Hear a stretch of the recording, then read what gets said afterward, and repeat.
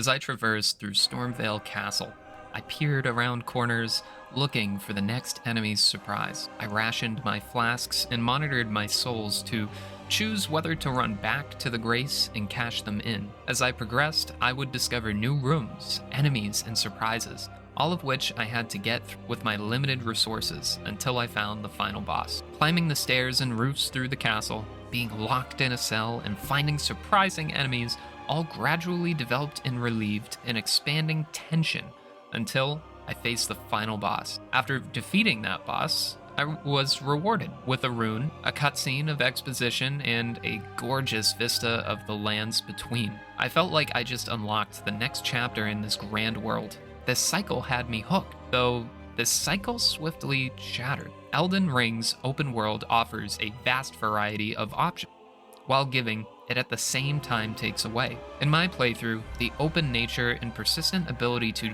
just go do something else felt like it lessened the tension, motivation, and reward that I felt when progressing through and overcoming the many challenges placed throughout this world. The early experience that I felt at Stormville Castle was sandwiched between two low notes. After thoroughly exploring Limgrave, my character took little challenge in defeating both Margit and Godric the Grafted. The Legacy Dungeon between them was able to build more suspense and caution than either of these bosses could. I questioned if I had gotten lucky, or perhaps I was overleveled. After Stormvale, the world opened up even more. Liurnier, Caelid, and most other areas felt accessible. I could go to Raya Lucaria, or I could try and enter Lindell, or even seek Volcano Manor. The choice was mine. Sometime later, I found myself running from giant lobsters and challenging giants and dragons. The scale of this game was grand, and with this scale, I was reminded of the imbalance. While I could challenge this giant, or this dragon, and those castle rulers, I suffered immensely to Loretta, the ghostly sentinel. After many close calls with Loretta, I considered things. Am I underleveled?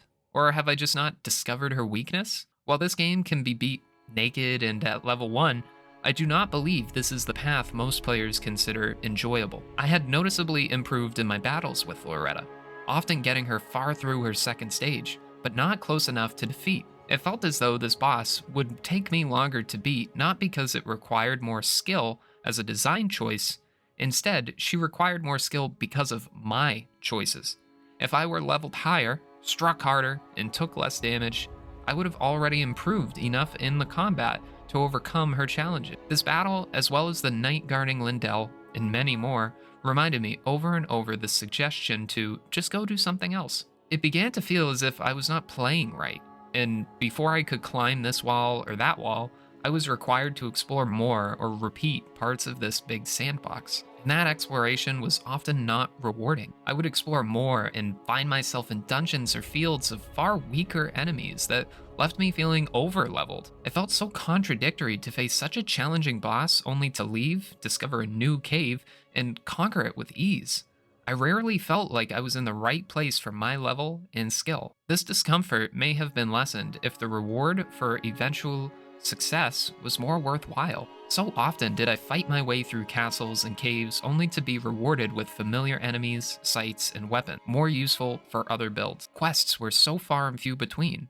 A few times I would begin a quest, only to days or weeks later return to the game, having forgotten where, when, or what I was even meant to do, which was described by the NPC's cryptic prose. Having a quest log would be very helpful in this case. Later, when I tried to look up main quests, I discovered that I must have just missed any of them. Riding torrent through forests and fighting monsters just a bush away from an NPC. I may have felt more encouraged to explore or replay some of the weaker areas if a hero's path system had been in place to show on my map where I have been and have not. Elden Ring does not have this, and it did not interest me to search beside every rock and bush for cryptic quests I am apt to forget about that likely lead to gear unfit for my character. It grew more and more difficult to find the motivation to complete Elden Ring. If motivations were like a carrot on a stick, Elden Ring felt like many carrots of varying sizes, shapes, and ripeness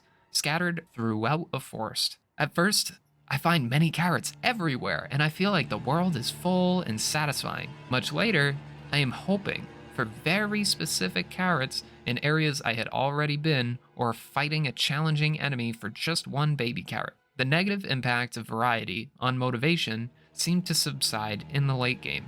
I felt focused, prepared, and consistently engaged as I progressed through Farum Azula and Lindell's Sewer, though I still felt the unbalanced nature of the battles. Malekith was incredibly difficult for me. Afterwards, I defeated Moog, Gideon, and Godfrey all in the first try. The elegant vistas and enchanting battle animations visually captivated me and provided scattered entertainment throughout my playthrough of Elden Ring. I was so eager to view new locations or challenge intriguing bosses. After dozens of hours, the available vistas dwindled considerably, and the bosses' animations were only seen for short battle, or become annoying in the ones too long. The lands between felt like the lands without focus. I felt either too underprepared or overprepared in most cases, and never felt confident where to focus my attention. Rewards were surprising. Story and spectacle felt too scattered. In the gameplay loop, the cycle, it felt shattered. I enjoyed a lot of my time with Elden Ring. This beautiful world with incredible animations and art comes to life so well, feeling alive within the game, and finding my right place at any given time.